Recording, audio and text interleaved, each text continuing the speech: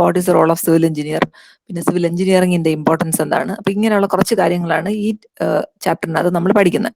അപ്പൊ അതിനകത്ത് the infrastructural development has the following major impacts on A country. അപ്പൊ അതിന്റെ എന്തൊക്കെ ഇമ്പാക്ട്സ് ആണ് ഉണ്ടാക്കുന്നതെന്ന് നോക്കാം. First one, healthy and comfortable housing facility. അത് പ്രൊവൈഡ് ചെയ്യാൻ പറ്റും. നല്ലൊരു ഇൻഫ്രാസ്ട്രക്ചർ ഡെവലപ്മെന്റ് കറക്റ്റായിട്ട് നടക്കുകയാണെങ്കിൽ ഇതെല്ലാം നമുക്ക് പ്രൊവൈഡ് ചെയ്യാൻ പറ്റും. ഇനി improvement in communication and transportation. Communication എന്ന് പറയുമ്പോൾ നിങ്ങൾക്കറിയാം എന്താണ് കമ്മ്യൂണിക്കേഷൻ. ഇനി ട്രാൻസ്പോർട്ടേഷൻ എന്ന് പറഞ്ഞാൽ എന്താണ്? ഒരു സ്ഥലത്ത് നിന്ന് വേറൊരു സ്ഥലത്തോട്ട് ട്രാൻസ്പോർട്ട് ചെയ്യുന്ന പ്രോസസ്സ്. സോ അതിന്റെ ട്രാൻസ്പോർട്ടേഷൻ ഫെസിലിറ്റി എന്ന് പറയുമ്പം എയർ ഉണ്ട്, വാട്ടർ ഉണ്ട്, പിന്നെന്താണ്, റോഡുണ്ട്. അപ്പൊ ഇതിന്റെ എല്ലാ നെറ്റ്വർക്ക്സും നല്ല വെൽ ഡെവലപ്ഡ് ആയിട്ടുണ്ടെങ്കിൽ അത് ഇൻഫ്രാസ്ട്രക്ചറൽ ഡെവലപ്മെന്റിന്റെ ഇംപ്രൂവ്മെന്റ് ആണെന്ന് പറയാം. Then protection from drought and flood. അപ്പൊ ഈ ബാക്കി താഴോട്ട് പറയുന്നതല്ല സോഷ്യൽ ഇൻഫ്രാസ്ട്രക്ചർ ആണ്, ഡയറക്റ്റ് ഇമ്പാക്റ്റ് ഇല്ല. അപ്പം ഇതെല്ലാം, അതായത് ഇങ്ങനത്തെ കാര്യങ്ങളല്ല, അതായത് ഡ്രോട്ട്, ഫ്ലഡ്, ഇങ്ങനത്തെ കാര്യങ്ങളെല്ലാം പ്രൊട്ടക്ട് ചെയ്യാൻ അല്ലെങ്കിൽ പ്രിവെന്റ് ചെയ്യാൻ വേണ്ടി ഉള്ള ഓരോരോ കാര്യങ്ങൾ ചെയ്യുമ്പോൾ indirectly that will increase the infrastructural facilities, that will increase the comfort of the people. Then next one, safe domestic and industrial water supply. ഇതെല്ലാം ഇതിനകത്ത് വരുന്നതാണ്. Social infrastructure, safe and scientific waste disposal, then generation of electricity from nuclear, any other means, then increase in food production, then improved wealth, prosperity and standard of living. So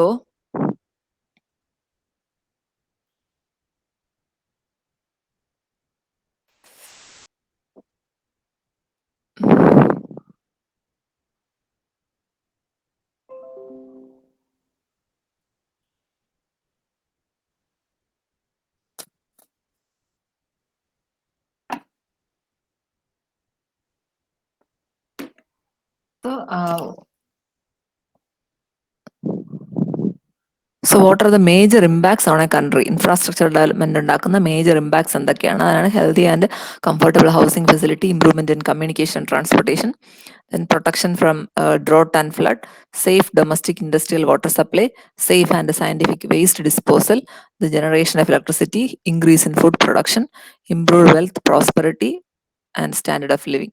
അപ്പോൾ ഇതെല്ലാം ഈ social infrastructure എന്ന് പറയുമ്പം will have indirect influence on the economic development of the country. ബാക്കി നമുക്ക് physically കാണുന്നതെല്ലാം നമ്മൾ direct impact ആണ് അതിനകത്ത് ഉണ്ടാക്കുന്നത്. ഇനി അടുത്തത്, what is the role of civil engineer in infrastructural development. അപ്പൊ അതെന്തൊക്കെയാണെന്നാണ് നോക്കുന്നത്. അപ്പൊ ഈ പറഞ്ഞ കാര്യങ്ങൾ തന്നെയാണ്, അതൊക്കെയാണ് ഇമ്പാക്ട് എന്ന് പറയുന്നത്. നമ്മുടെ ഇൻഫ്രാസ്ട്രക്ചർ ഫെസിലിറ്റി ഡെവലപ്പ് ചെയ്ത് കഴിഞ്ഞാൽ നമ്മുടെ സമൂഹത്തിന്, നമ്മുടെ സൊസൈറ്റിക്ക് ഉണ്ടാകുന്ന ഒരു ഇമ്പാക്ട് എന്തൊക്കെയാണ്, അതാണ് നമ്മൾ പഠിച്ചത്. അതിനെ തന്നെ വേറൊരു രീതിയിൽ എഴുതുമ്പോൾ ഇതെല്ലാം ചെയ്യുന്നത്, എന്താണ് പ്രോപ്പറായിട്ട് അതിനെല്ലാം കറക്റ്റായിട്ട് നടത്തുന്നതും കൊണ്ടുപോകുന്നതും എല്ലാം മെയിൻറ്റെയിൻ ചെയ്യുന്നതും എല്ലാം that is the role of civil engineer. Okay, അപ്പം മോളി പറഞ്ഞ കാര്യങ്ങൾ തന്നെ വേറൊരു രീതിയിൽ എഴുതണം, അത്രേ ഉള്ളൂ. Construction of residential, commercial and industrial buildings four urban and rural areas, then town and city planning, then construction of roads, railways, ports, harbors and airports. Residential and commercial building എന്ന് പറയുമ്പോൾ ഡയറക്ട്ലി നമുക്ക് വരുന്ന ഒരു physical infrastructure തന്നെയാണ്. Then town and city planning എന്ന് പറയുമ്പോൾ നമ്മൾ വിചാരിക്കുമ്പോൾ സിറ്റിയും ടൗണും ഒക്കെ എന്തിനാണ് പ്ലാൻ ചെയ്യുന്നത്, പക്ഷെ ശരിക്കും നമ്മൾ അത് ആദ്യമേ തന്നെ കറക്റ്റായിട്ട് പ്ലാൻ ചെയ്ത് വെക്കണം. നമ്മൾ നേരത്തെ പഠിച്ചു, ഏതൊരു പ്രോജക്റ്റിന്റെയും ഏറ്റവും ഇനിഷ്യൽ സ്റ്റെപ്പ് എന്ന് പറയുന്നത് പ്ലാനിങ്. നമ്മുടെ റിക്വയർമെന്റ് എന്താണെന്ന് കണ്ടിട്ട് പ്ലാനിങ്. സോ നമ്മളിപ്പോൾ റീസെന്റ് നമ്മുടെ ട്രിവാൻഡ്രം സിറ്റിയിൽ ഒരു മാസ്റ്റർ പ്ലാൻ ഒക്കെ ഉണ്ടാക്കി വെച്ചിട്ടുണ്ട്. ഇവിടെ എല്ലാം ഭയങ്കര കൺജസ്റ്റഡ് ആണ്, എല്ലാ കാര്യങ്ങളും ഇങ്ങനെ ഓവർ ക്രൗഡഡ് ആയിട്ട്, നമ്മുടെ ട്രാഫിക്കും എല്ലാം ഇങ്ങനെ ഒത്തിരിയൊക്കെ കൂടിയപ്പോഴേക്കും കുറച്ച് കാര്യങ്ങളൊക്കെ നമ്മൾ സൈഡിലോട്ട്, അതായത് കുറച്ച് സിറ്റി ഏരിയ വിട്ട് കുറച്ച് അങ്ങ് പുറത്തോട്ടൊക്കെ നമ്മൾ ഡിസ്ട്രിബ്യൂട്ട് ചെയ്യാൻ വേണ്ടി നോക്കി. അത് മൊത്തം ഒന്നും നടന്നിട്ടില്ല. സോ അപ്പൊ ഞാൻ എക്സാമ്പിൾ പറഞ്ഞതാണ്. അപ്പൊ അതുപോലെ തന്നെ നമ്മൾ ഏത് സിറ്റി ആൻഡ് ടൗൺ എടുക്കുമ്പോഴും നമ്മൾ ഇനിഷ്യലി അത് ഉണ്ടാക്കുന്നതിന് മുമ്പ് planning is the basic step. എന്തൊക്കെയാണ് അതിന്റെ ഫെസിലിറ്റീസ്, എന്തൊക്കെ ഒരു നോർമലി ഒരു 30 ഇയേഴ്സിന് വേണ്ടിയിട്ടാണ് നമ്മളൊരു സിറ്റി പ്ലാൻ ചെയ്യുന്നത്. അപ്പൊ ആ 30 ഇയേഴ്സിന് വേണ്ടിയിട്ടുള്ള എത്ര ഇൻക്രീസ് ഉണ്ടാവും, പോപ്പുലേഷൻ ഇൻക്രീസ് ഉണ്ടാവും, പിന്നെ എന്തൊക്കെ ആ പോപ്പുലേഷൻ എന്തൊക്കെ ആവശ്യങ്ങൾ ഉണ്ടാവും, future needs that is also important in planning A project. അപ്പം ഒരു പ്രോജക്റ്റ് പ്ലാൻ ചെയ്യുന്നതിന് നമ്മൾ ഫ്യൂച്ചർ നീഡ്സ് ആണ് ഏറ്റവും കൂടുതൽ നോക്കുന്നത്. 20 or 30 years, 30 years ഒക്കെയാണ് നമ്മളൊരു സിറ്റിയും ടൗണും ഒക്കെ പ്ലാൻ ചെയ്യുമ്പോൾ നമ്മൾ നോക്കുന്നത്. അപ്പൊ അത് അത്രയും സമയത്തേക്കുള്ള എത്ര പോപ്പുലേഷൻ ഇൻക്രീസ്, എത്രത്തോളം വാട്ടർ സപ്ലൈ. ഇപ്പൊ പോപ്പുലേഷൻ ഇൻക്രീസ് എന്ന് പറയുമ്പോൾ ഓരോ അതിന് അത്രയും പീപ്പിളിന് ആവശ്യമുള്ള എല്ലാ സൗകര്യങ്ങളും നമ്മൾ ഉണ്ടാക്കണം. അപ്പൊ വാട്ടർ സപ്ലൈ എങ്ങനെയാണ്, അതിന്റെ സാനിറ്റേഷൻ എങ്ങനെയാണ്, പിന്നെ വേസ്റ്റ് ഡിസ്പോസൽ എങ്ങനെയാണ്, പിന്നെന്താണ് റോഡ് നെറ്റ്വർക്ക്. ആദ്യത്തെ ഇനിഷ്യലി എന്ന് പറയുന്നത് റോഡ്സ് ആണ്. കമ്മ്യൂണിക്കേഷൻ ഫെസിലിറ്റി ആണ് ഏറ്റവും കൂടുതൽ വേണ്ടത്. സോ അതിന് roads are important, transportation system is important. അപ്പൊ അത് കറക്റ്റ് ആയിട്ട് നോക്കണം. പിന്നെ കമേഴ്സ്യൽ ഏരിയ, അതായത് ഇൻഡസ്ട്രിയൽ ഏരിയ ഒക്കെ ആണെങ്കിൽ നമ്മൾ അവിടുന്ന് ഈ ഗുഡ്സും ഒക്കെ ട്രാൻസ്പോർട്ട് ചെയ്യാനുള്ള അങ്ങനെയുള്ള ഫെസിലിറ്റീസ് ഉണ്ടാക്കണം. അപ്പൊ അതിനനുസരിച്ചുള്ള റോഡ് ഒക്കെ ഉണ്ടാക്കണം. സാധാരണ ഒരു ചെറിയ റോഡൊക്കെ ഉണ്ടാക്കി കഴിഞ്ഞാൽ നമ്മളെ വലിയ വലിയ വണ്ടികളൊക്കെ പോകുമ്പോഴേക്കും അത് പെട്ടെന്ന് ചീത്തയായി പോകും. അപ്പൊ അതുകൊണ്ട് അതിനനുസരിച്ചുള്ള റോഡ്സ് ഒക്കെ പ്ലാൻ ചെയ്യണം.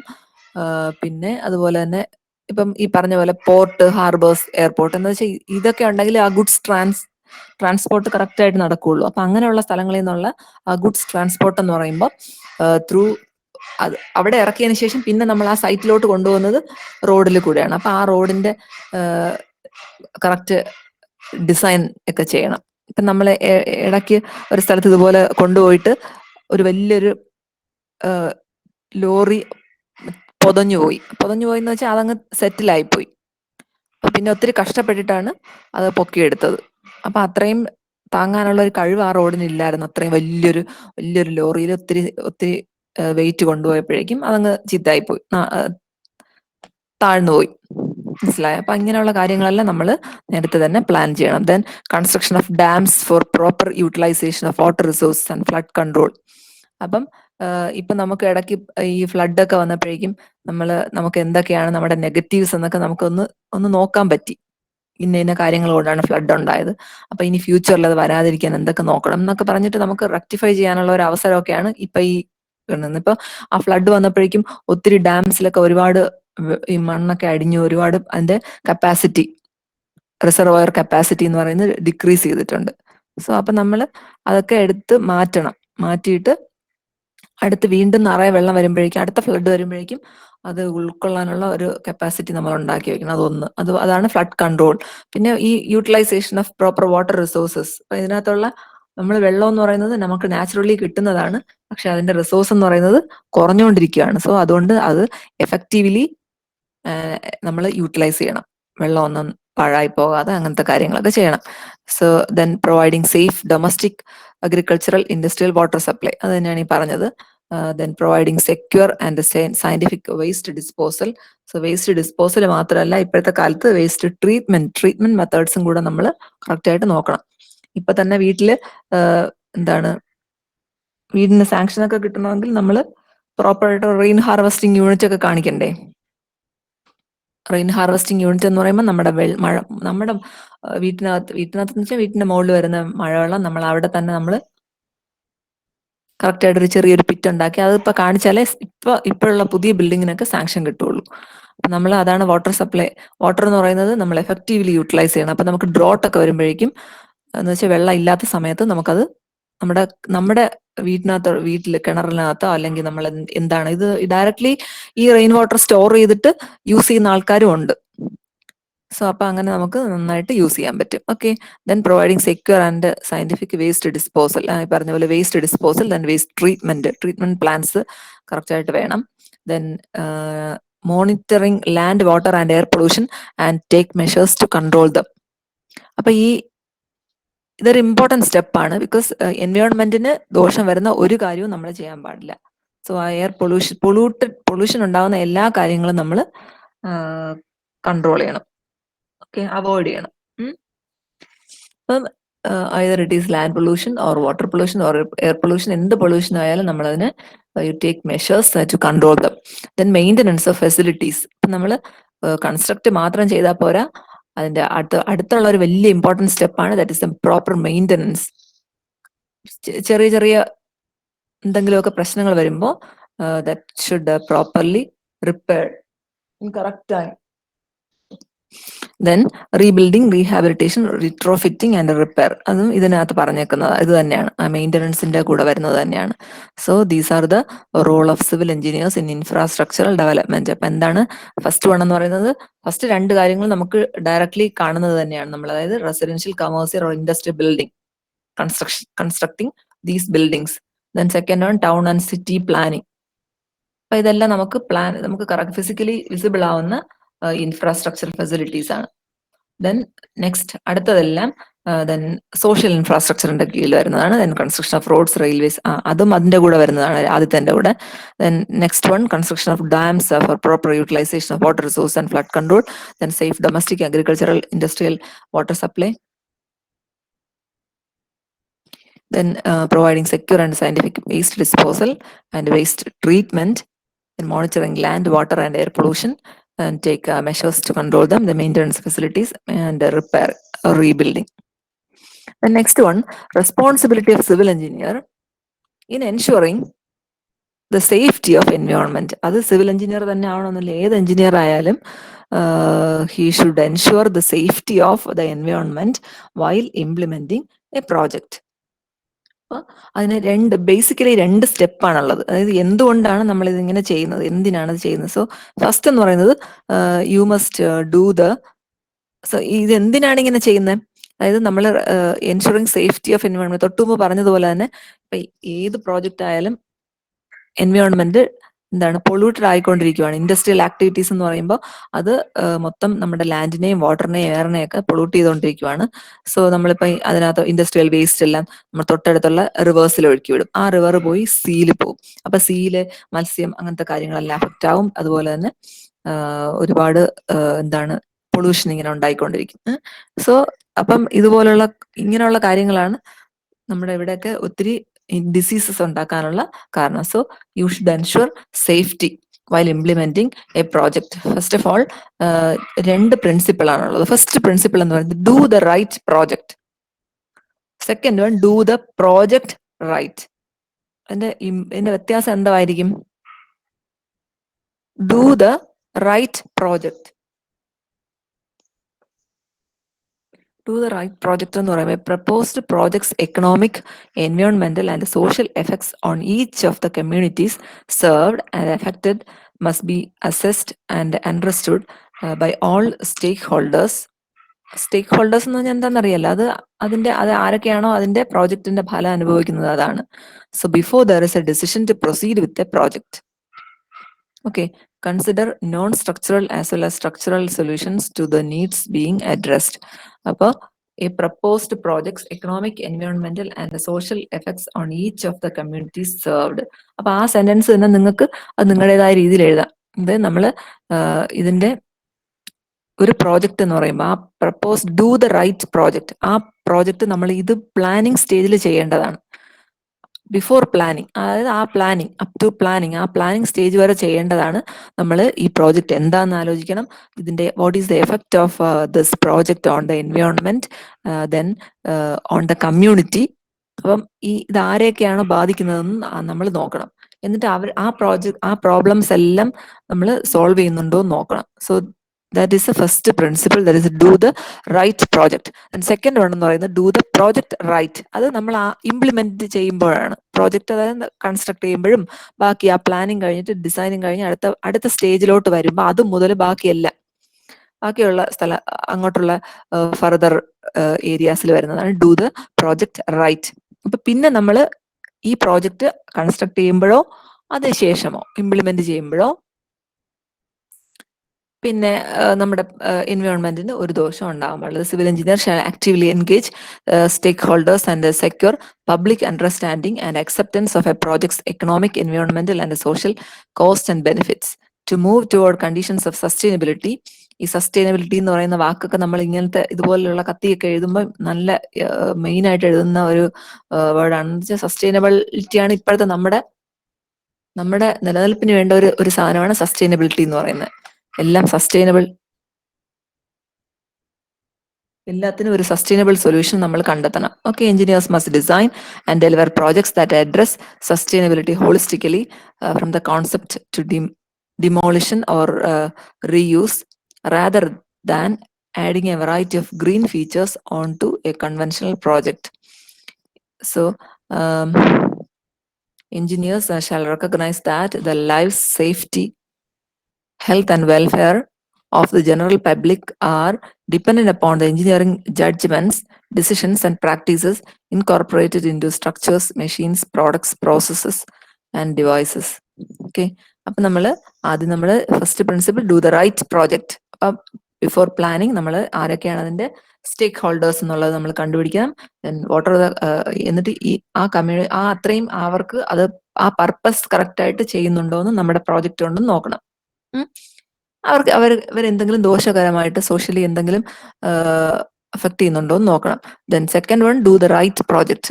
So during the implementation sustainability, അതായത് സസ്റ്റൈനബിൾ സൊല്യൂഷൻ, അതായത് ഗ്രീൻ ഫീച്ചേഴ്സ്, ഗ്രീനറി കീപ്പ് ചെയ്യാൻ വേണ്ടി നമ്മൾ എല്ലാ കാര്യങ്ങളും നോക്കണം. അത് ഒരിക്കലും എൻവയോൺമെന്റിന് ദോഷം ഉണ്ടാവുന്ന രീതിയിൽ ഒന്നും ചെയ്യാൻ പാടില്ല during the implementing stage or during the construction stage. Okay. Then അടുത്തത് ഇതിനകത്ത്, സോ ഇതാണ് എന്തിനാണ് നമ്മൾ ഇത് ചെയ്യുന്നത്. ഷാൽ ബി ഇത്രയും പ്രിൻസിപ്പിൾ നമ്മുടെ മനസ്സിൽ വേണം before doing the project.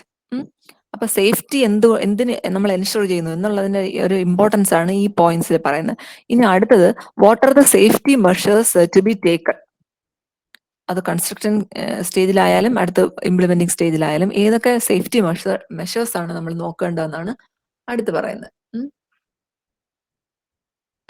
So first one എന്ന് പറഞ്ഞാൽ responsibility of engineer in ensuring safety of built environment. So built എൻവയോൺമെന്റിനകത്ത് ആദ്യത്തെ അതൊക്കെ വേറെ ഇൻട്രൊഡക്ഷൻ ആണ്. അത് കഴിഞ്ഞിട്ട് responsibility of engineer to ensure safety in built-up environment include the following. First one, after the completion of the project, ensure that all the installations, including machineries, electrical appliances, have met the safety standards specified. അപ്പം നമ്മൾ ഇതിനകത്ത് ഒരു project complete ചെയ്യുമ്പോൾ നമ്മുടെ വീട് എന്നല്ല, നമ്മുടെ ഒരു വലിയൊരു പ്രോജക്റ്റ് നമ്മളെ മനസ്സിൽ ഒരു വലിയൊരു പ്രോജക്റ്റ് നമ്മൾ കൺസിഡർ ചെയ്യുവാണ്. അപ്പൊ ആ ഒരു കേസിൽ ensure that all the installations including machineries, electrical appliances, suppose ഒരു വലിയൊരു ഫ്ലാറ്റ് ആണെങ്കിൽ അതിനകത്തുള്ള ഇൻസ്റ്റലേഷനും മെഷീനറി എന്നൊക്കെ പറയുമ്പോൾ ഇപ്പോൾ ലിഫ്റ്റ് ഉണ്ടാവുമല്ലോ, അപ്പൊ അതിൻ്റെതായ പ്രോപ്പർ ഫങ്ഷനിങ് വേണം. പിന്നെ ഫുൾ ഇലക്ട്രിക് സപ്ലൈ എന്ന് പറയുന്നത് അങ്ങനത്തെ ഇലക്ട്രിക് അപ്ലയൻസസ് അതിന്റെ എല്ലാം സേഫ്റ്റി എൻഷുർ ചെയ്യണം. പിന്നെ ഷോർട്ട് സർക്യൂട്ട് അങ്ങനത്തെ കാര്യങ്ങളൊന്നും ഉണ്ടാകാത്ത രീതിയിൽ എല്ലാം നമ്മൾ ഫിക്സ് ചെയ്യണം. അപ്പൊ ഇങ്ങനത്തെ കാര്യങ്ങളാണ് വലിയൊരു ബിൽഡിങ്ങിനെ സംബന്ധിച്ച് വേണ്ടത്. പിന്നെ ഫയർ സേഫ്റ്റി ഇതിനകത്ത് പറയുന്നുണ്ട്. സോ ദെൻ രണ്ടാമത്തത്, identify any safety lapses in construction like unguarded openings of ducts and ensure that those are correct. നമ്മളെ ഫ്ലാറ്റിൽ നിന്നൊക്കെ ആൾക്കാർ ഇങ്ങനെ വീഴുന്നതും അല്ലെങ്കിൽ കൊച്ചു പിള്ളേരൊക്കെ ആണെങ്കിൽ ചെറിയ ചെറിയ ഇങ്ങനെ റെയിൽസ് വെച്ചിട്ടുണ്ടാവും. അപ്പൊ ആ റെയിൽസിനിടയിൽ കൂടെ ഇങ്ങനെ പിള്ളേർ കളിക്കുമ്പോഴേക്കും അങ്ങ് താഴെ പോകും. അപ്പൊ അങ്ങനത്തെ ഒരുപാട് കേസസ് പണ്ട് ഉണ്ടായിട്ടുണ്ട്. അതുകൊണ്ട് ഇപ്പൊ ഫ്ലാറ്റ്സിന്റെ ഒക്കെ കൺസ്ട്രക്ഷൻ വരുമ്പോഴേക്കും അങ്ങനത്തെ റെയിൽസ് ഒന്നും വെക്കാൻ പാടില്ല എന്ന് പറഞ്ഞിട്ട് അതിന് പകരം നമ്മൾ കവേർഡ് ആയിട്ടുള്ളത് വെക്കണം. അപ്പൊ ചെറിയ കുട്ടികൾക്ക് ബുദ്ധിമുട്ടുണ്ടാവില്ല. അതുപോലെ തന്നെ വലിയ ഇങ്ങനെ ഓപ്പണിങ്സ് ഒക്കെ ഉണ്ടെങ്കിൽ അതിനെ കവർ ചെയ്യണം എന്നാണ് ഇപ്പോഴത്തെ റൂള്. അതിന് പർട്ടിക്കുലർ ഹൈറ്റ് ഒക്കെ കാണും. അപ്പൊ അതൊക്കെ വെച്ച് അത്രയും ഹൈറ്റിൽ മിനിമം നമ്മളത് കവർ ചെയ്ത് വെക്കണം. അപ്പൊ ഇങ്ങനെയുള്ള ഒരുപാട് സേഫ്റ്റി മെഷേഴ്സ് എല്ലാം നോക്കാം. അൺഗാർഡഡ് ഓപ്പണിങ്സ്, അങ്ങനെയുള്ള അൺഗാർഡഡ് എന്ന് പറയുന്നത് എന്താണ്, സേഫ്റ്റി പ്രിക്കോഷൻസ് ഇല്ലാത്ത ഓപ്പണിങ്സ്, തുറന്നിങ്ങനെ ഇട്ടേക്കരുത് ഒരിക്കലും. അങ്ങനെയുള്ള കാര്യങ്ങൾ ഉണ്ടെങ്കിൽ അതിനെല്ലാം ക്ലിയർ ചെയ്യണം. Then third one, hand over all the documentations of all installations in the building with specific safety remarks. അപ്പൊ ഈ വലിയ ഫ്ലാറ്റ് കൺസ്ട്രക്ട് ചെയ്യുന്നത് ഒരാളായിരിക്കും, പക്ഷെ പിന്നെ മെയിൻറ്റെയിൻ ചെയ്യുന്നത് ചിലപ്പോൾ വേറെ ആരെങ്കിലും ആയിരിക്കും, നമ്മളെ വേറെ വല്ല ഇലക്ട്രീഷ്യനെയോ അല്ലെങ്കിൽ പിന്നെ പ്ലംബിംഗ് അങ്ങനത്തെ കാര്യങ്ങളെല്ലാം വേറെ അപ്പൊ നമ്മൾ വെറുതെ ഇപ്പൊ നമ്മൾ ഒരു ഷോർട്ട് സർക്യൂട്ട് വന്നു, അപ്പൊ നമുക്കത് എവിടെയാണെന്ന് കണ്ടുപിടിക്കണമെങ്കിൽ നമ്മൾ അത് കറക്റ്റ് ലേ ഔട്ട് വേണം. നമ്മുടെ അതിനെയാണ് നമ്മൾ ഇലക്ട്രിക്കൽ പ്ലാൻ എന്നൊക്കെ പറയും. ഇലക്ട്രിക്കൽ പ്ലാൻ അല്ലെങ്കിൽ ഈ പ്ലംബിങ്ങിന്റെ ഡീറ്റെയിൽസ് ഇതൊക്കെ വെച്ചിട്ട് നമ്മൾ സെപ്പറേറ്റ് പ്ലാൻ ഒക്കെ ഉണ്ടാക്കിയിട്ട് അത് നമ്മൾ അതിന്റെ ആ ഫ്ലാറ്റിന്റെയോ എന്തിന്റെ ആണെങ്കിലും അവർക്ക് ഹാൻഡ് ഓവർ ചെയ്തിരിക്കണം. അപ്പൊ നമുക്ക് എന്തെങ്കിലും ഒരു ബുദ്ധിമുട്ട് വരുമ്പോഴേക്കും നമുക്ക് ഈ പ്ലാൻ എടുത്ത് വെച്ച് ചെയ്യാൻ പറ്റും. ഈവൻ നമ്മുടെ വീട് വെക്കുമ്പോൾ പോലും നമ്മൾ അവസാനം ഇതെല്ലാം കൊടുക്കണം. അല്ല എവിടെയാണോ നമ്മള് സാങ്ഷൻ കിട്ടാൻ വേണ്ടി പോകുന്നത്. അവിടെ തന്നെ ഇത് വീണ്ടും ഇതിന്റെ എല്ലാ കാര്യങ്ങളും കൊടുക്കണം. അപ്പൊ നമ്മൾ അത് ഒരെണ്ണം കീപ്പ് ചെയ്യുന്നത് വളരെ നല്ലതായിരിക്കും. ഇപ്പൊ വേറൊരു ഇലക്ട്രീഷ്യൻ വന്നിട്ട് എവിടെയെങ്കിലും ഇങ്ങനെ ഹോൾ ഇട്ട് പോകുമ്പോഴായിരിക്കും അവിടെ ഒരു വയറുള്ളത്. അപ്പൊ അങ്ങനെ ഒന്നും വരാതിരിക്കാൻ വേണ്ടിയാണ് നമ്മൾ ഇങ്ങനത്തെ കാര്യങ്ങളെല്ലാം ചെയ്യുന്നത്. ഓക്കെ, ഇലക്ട്രിക് വയറുള്ളത് മനസ്സിലായി. അപ്പൊ അതിനൊക്കെ ദോഷം വരത്തില്ലേ? അപ്പൊ നമ്മൾ ഈ കഷ്ടപ്പെട്ട് ചെയ്തതൊക്കെ ദോഷമാവും. അതുകൊണ്ട് നമ്മൾ ആ കറക്റ്റ് അതിന്റെ പൊസിഷനൊക്കെ അറിയാവുന്ന ഒരു പ്ലാനൊക്കെ വരച്ചു വെക്കണം. ദെൻ സ്കെച്ച് ഉണ്ടാക്കുക. Then ensure all warning instructions displayed in place and legible. നമ്മൾ വാർണിംഗ് എവിടെയെങ്കിലും ഇപ്പം അങ്ങനെയൊക്കെ എന്തെങ്കിലും ഉണ്ടെങ്കിൽ സേഫ്റ്റി വാർണിംഗ്സ് കറക്റ്റ് ആയിട്ട് കൊടുത്തേക്കണം. Then hand over the periodical maintenance schedule, especially fire fighting equipments, etc., to ensure the proper functioning of facilities. ഇപ്പൊ fire fighting എന്ന് പറയുന്നത് അത് വളരെ ഒരു ഇമ്പോർട്ടൻറ്റ് സ്റ്റെപ്പാണ് ഈ വലിയ ബിൽഡിങ്സിൽ. അത് ആ രണ്ടാമത് വേണമെങ്കിൽ സെപ്പറേറ്റ് ഒരു പോയിന്റ് ആയിട്ട് പറയാം. So hand over the periodical maintenance schedule.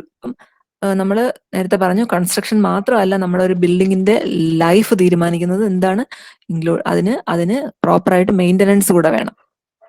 So മെയിൻ്റനൻസിന്റെ ഒരു ഷെഡ്യൂൾ നമ്മൾ ഉണ്ടാക്കി വെക്കണം. ഓക്കെ, സോ നമ്മൾ ഇപ്പൊ ഇത്രയും പഠിച്ചത് കുറച്ച് ഒരു കത്തിയാണ്. ഒരു 3-4 ക്വസ്റ്റിനുള്ള ആൻസർ ആണ് ഇപ്പൊ നമ്മളിപ്പോ ഈ പഠിച്ചത്. അപ്പൊ അതെങ്ങനെ വേണമെങ്കിലും ചോദിക്കാം. ജസ്റ്റ് ഇത്രയും മാത്രമേ ഉള്ളൂ ഇതിനകത്ത്.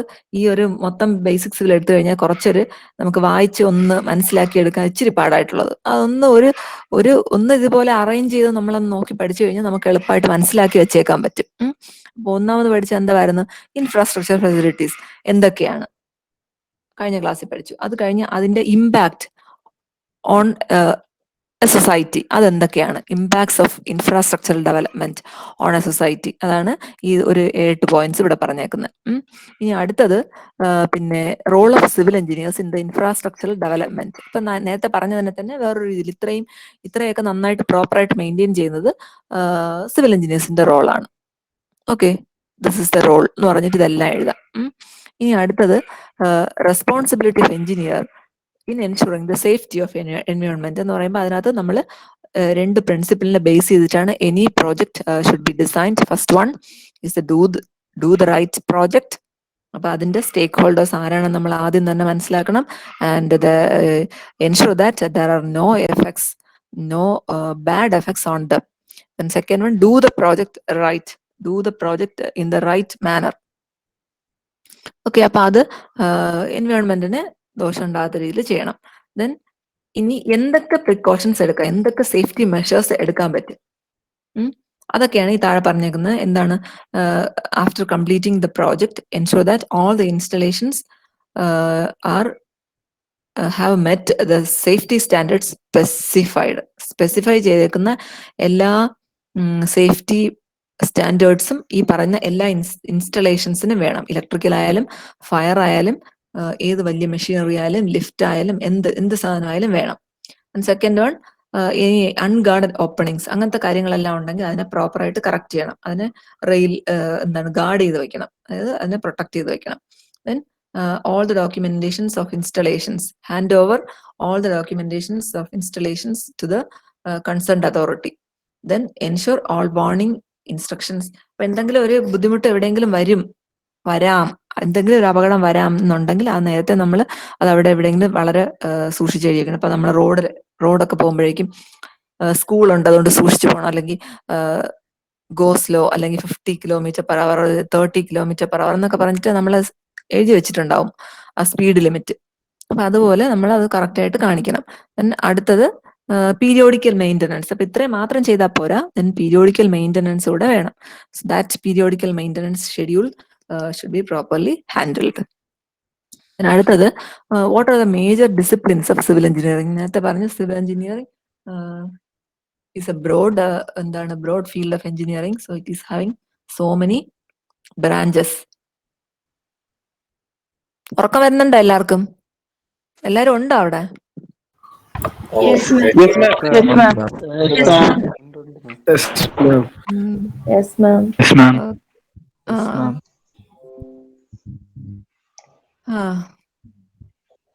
ഇനി ഇന്നത് മാത്രമേ പറയുള്ളൂ.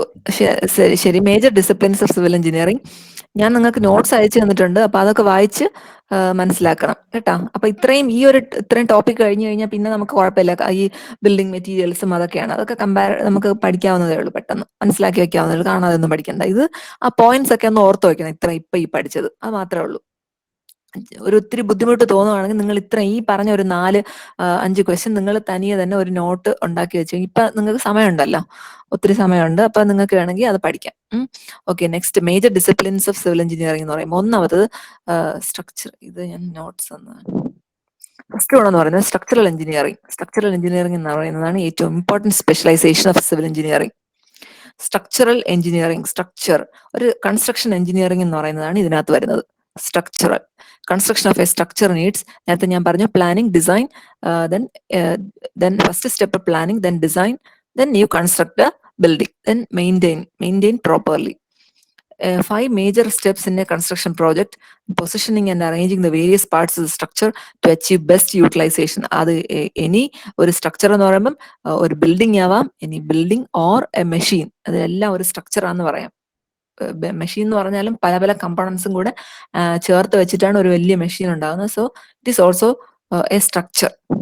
Okay, positioning and arranging the various parts of the structure to achieve best utilization, then finding out the various forces acting on the structure, analyzing the structure to know the behavior of various parts, then design, then executing the work. അപ്പൊ ഇതൊക്കെയാണ് structural എഞ്ചിനീയറിംഗിൽ വരുന്നത്. അപ്പൊ construction engineering, അപ്പൊ അതിന് related ആയിട്ട് നിങ്ങൾക്ക് വായിച്ച് വേറെ കുറച്ച് പോയിന്റ്സ് വേണമെങ്കിൽ ആഡ് ചെയ്യാം. അപ്പം ചിലപ്പോൾ ചോദിക്കും explain various disciplines of engineering. അപ്പൊ നമുക്കൊരു 6 മാർക്കിനാണ് ചോദിക്കുന്നതെങ്കിൽ നമ്മൾ മിനിമം ഒരു 3 ഡിസിപ്ലിൻ എങ്കിലും അവിടെ എഴുതിയേക്കണം.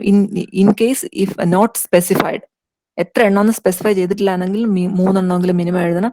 2 മാർക്കിനുള്ള പോയിന്റ്സ് അത്ര എഴുതണം, അതായത് ഒരു 4 പോയിന്റ്സ് വെച്ചെങ്കിലും എഴുതണം.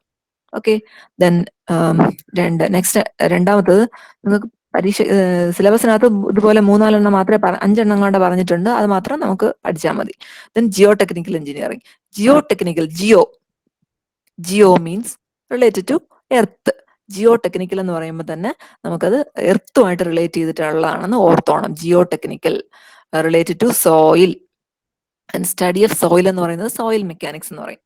ഇതല്ല, ഈ സോയിൽ മെക്കാനിക്സും ഇതിനകത്ത് വരുന്നതാണ്, ഈ ജിയോ ടെക്നിക്കൽ എഞ്ചിനീയറിംഗിനകത്ത് വരുന്നതാണ്. So most of the why this geotechnical engineering is important, because most of the projects are supported on ground. ഈ കൺസ്ട്രക്ഷൻ പ്രോജക്ട്സിനെ കുറിച്ചാണ് പറയുന്നത്. So most of the projects are supported on ground. അതുകൊണ്ട് എന്ത് ചെയ്യണം നമ്മൾ? Behaviour of the soil must be known for the efficient functioning of any structure. അപ്പം അത് കഴിഞ്ഞ ക്ലാസ്സിൽ ഞാൻ പറഞ്ഞതാണ് സോയിൽ സ്റ്റഡി എത്രമാത്രം ഇമ്പോർട്ടന്റ് ആണെന്നുള്ളത്. സോ സോയിലിന്റെ കണ്ടീഷൻ നമ്മൾ എന്താണെന്ന് നേരത്തെ അറിയണം.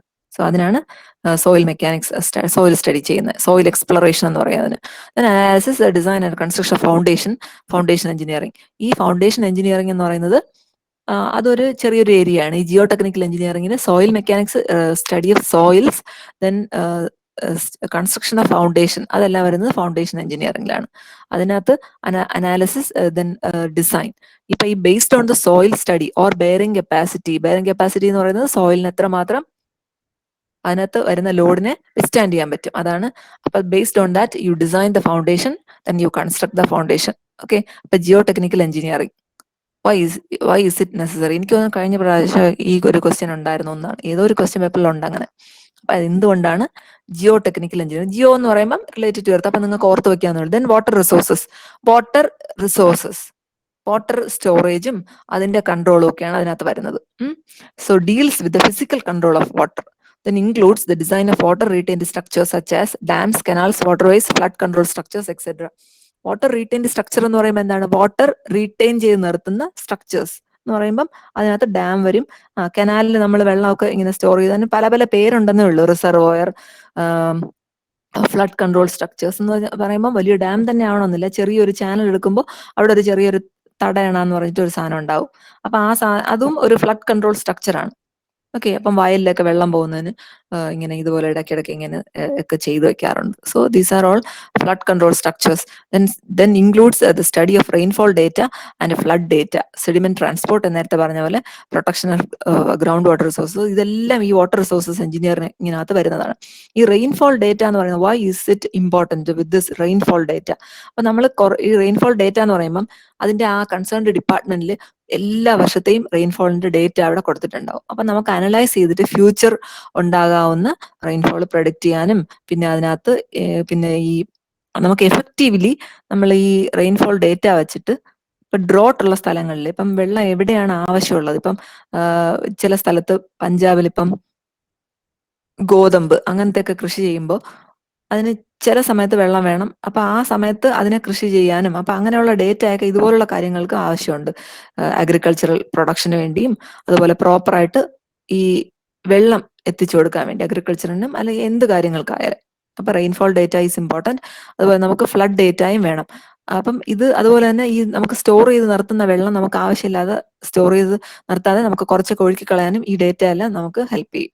Sediment transport. സെഡിമെന്റ് എന്ന് പറയുന്നതാണ് ഞാൻ നേരത്തെ പറഞ്ഞ പോലെ ഈ ഡാംസിൽ അടിഞ്ഞുകൂടുന്ന മണലോ എന്താണോ ഒഴുകി വരുന്ന ആ സാധനം, അതാണ് സെഡിമെന്റ് എന്ന് പറയുന്നത്. സെഡിമെന്റ് ട്രാൻസ്പോർട്ട് അതിന് പ്രോപ്പറായിട്ട് നമ്മൾ ആ ഡാംസിന്റെ റിസർവോയർ അതിന്റെ കപ്പാസിറ്റി കൂട്ടണമെന്നുണ്ടെങ്കിൽ പ്രോപ്പറായിട്ട് എന്താണ് ആനുവലി അല്ലെങ്കിൽ periodically that should be removed. Okay. Then next transportation engineering. നിങ്ങൾക്ക് എന്തെങ്കിലും അറിയാം? ട്രാൻസ്പോർട്ടേഷൻ എന്ന് പറഞ്ഞാൽ related to transport of goods and people രണ്ടും വരും. So development of a nation mainly depends on the communication facilities available. So 3 modes of transportation: land, water and air. Highway engineering അതിനകത്ത് വരുന്നതാണ്. Highway engineering എന്ന് പറയുമ്പോൾ related to highways, planning and design of roads on various traffic rules and regulations. അതെല്ലാം highway എഞ്ചിനീയറിംഗിനകത്ത് വരും. നമ്മൾ ഈ കാണുന്ന signal, sign board അതൊക്കെ ഇല്ലേ, അതെല്ലാം നമ്മൾ ഡിസൈൻ ചെയ്തിട്ടാണ് വെക്കുന്നത്. അത് അവിടെ വരാവുന്ന എല്ലാ ട്രാഫിക് ഫ്ലോയും അതിന്റെ വോളിയവും ഒക്കെ പീക്ക് ടൈമിലെ വോളിയവും. പീക്ക് ടൈം എന്ന് പറയുമ്പോൾ രാവിലെ സ്കൂൾ തുറക്കുന്ന ആ സമയത്തുള്ള ഒരു 8 മുതൽ 10 വരെയും പിന്നെ വൈകുന്നേരം ഒരു 3 മുതൽ 6 വരെയൊക്കെയാണ് ആ പീക്ക് അവേഴ്സ് ആയിട്ട് നമ്മൾ ഡിസൈഡ് ചെയ്തിട്ടുള്ളത്. അപ്പൊ ആ അവേഴ്സിൽ ഉണ്ടാകുന്ന ട്രാഫിക്കിന്റെ ഇത് വെച്ചിട്ടാണ് നമ്മൾ ഓരോ റോഡ് ഡിസൈൻ ചെയ്യുന്നത്, അല്ലെങ്കിൽ അതിന്റെ സൈൻസും സിഗ്നൽസും എല്ലാം ഡിസൈൻ ചെയ്യുന്നത്. Then railway engineering. Okay, railway related കാര്യങ്ങൾ. പിന്നെ ഹാർബർ എഞ്ചിനീയറിംഗ് എന്ന് പറയുമ്പോൾ അതും ഇതിനകത്ത് വരുന്നതാണ്. ട്രാൻസ്പോർട്ടേഷൻ എഞ്ചിനീയറിംഗിൽ അപ്പൊ ഇത്രയും കാര്യങ്ങൾ പറയാം: highway engineering, harbour, then railway, then airport. Next ആണ് എൻവയോൺമെന്റൽ. എൻവയോൺമെന്റൽ എഞ്ചിനീയറിംഗ് എന്ന് പറയുമ്പോൾ ഇതിനകത്ത് വാട്ടർ സപ്ലൈ ഉണ്ട്, സാനിറ്ററി എഞ്ചിനീയറിംഗ് ഉണ്ട് കേട്ടോ. രണ്ടും ഉണ്ട്. ലാസ്റ്റ് പോയിന്റ് നോക്കുക, water supply and sanitary engineering comes under എൻവയോൺമെന്റൽ എഞ്ചിനീയറിംഗ്. അപ്പൊ ഇതിനകത്ത് നേരത്തെ പറഞ്ഞ പോലെ തന്നെ methods of protecting the environment from the deteriorating effects of human activity then includes the study of causes and remedies of water, air and land pollution, then treatment and disposal of waste, solid waste, liquid waste or electronic, ഏത് waste ആയാലും അതിന്റെ proper treatment and disposal of waste, ഇതെല്ലാം ഇതിനകത്ത് വരുന്നതാണ് എൻവയോൺമെന്റൽ engineering. പിന്നെ water supply and sanitary എഞ്ചിനീയറിംഗിനെ കുറിച്ച് പറയുകയാണെങ്കിൽ water supply എന്ന് പറയുമ്പോൾ നമ്മൾ പൈപ്പ് ഡിസ്ട്രിബ്യൂട്ട്, വാട്ടർ എങ്ങനെ സപ്ലൈ ചെയ്യും. So distribution of pipes, location and collection of water and നമ്മൾ ടാങ്ക് ഒക്കെ കെട്ടിയിട്ട് പിന്നെ അതിനെ ഡിസ്ട്രിബ്യൂട്ട് ചെയ്യുന്നു, അതാണ് ആ വാട്ടർ സപ്ലൈ വരുന്നത്. ദെൻ സാനിറ്ററി എഞ്ചിനീയറിംഗ് എന്ന് പറയുമ്പോൾ collection of waste and treatment methods and effective disposal.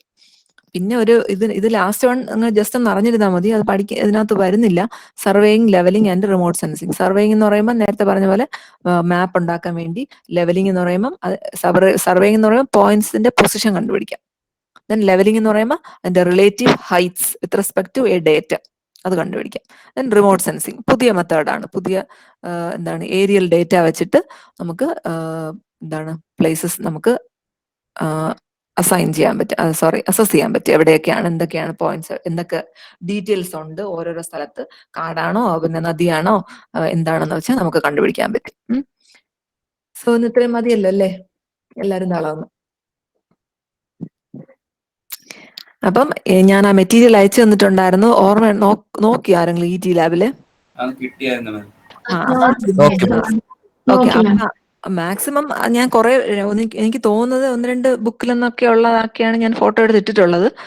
അപ്പൊ അത് പോരാൻ തോന്നുവാണെങ്കിൽ വേറെ എന്തെങ്കിലുമൊക്കെ നമുക്ക് നോക്കി വായിക്കാം. കിട്ടുകയാണെങ്കിൽ എന്തെങ്കിലുമൊക്കെ കൂടുതൽ വായിക്കുന്നത് നല്ലതാണ്. ഇത് വാങ്ങാനൊന്നും പുറത്തു പോകണ്ട. അപ്പം ലൈബ്രറിയിൽ ഇപ്പം നമ്മുടെ കോളേജിൽ പോവുകയാണെങ്കിൽ ലൈബ്രറിയിൽ നിന്ന് എടുക്കാം. അല്ലെങ്കിൽ എവിടുന്നെങ്കിലും ഓൺലൈൻ ഏതെങ്കിലും സാധനങ്ങളൊക്കെ നോക്കി നമുക്ക് വേണമെങ്കിൽ പുതിയ കാര്യങ്ങൾ വായിച്ച് നമുക്ക് നോട്ട്സ് ഒക്കെ പ്രിപ്പയർ ചെയ്ത് വെക്കാം. ഓക്കെ, ഇനി നമുക്ക് അടുത്ത ക്ലാസ് എപ്പോഴാണ്? അടുത്ത ക്രിസ്മസ് കഴിഞ്ഞിട്ടല്ലേ ഉള്ളൂ, 20th കഴിഞ്ഞിട്ട്.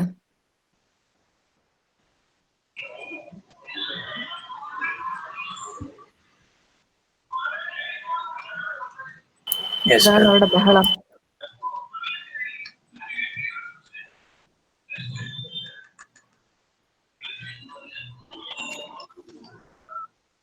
ശരി, ഇനി ലീവ് ചെയ്തോ.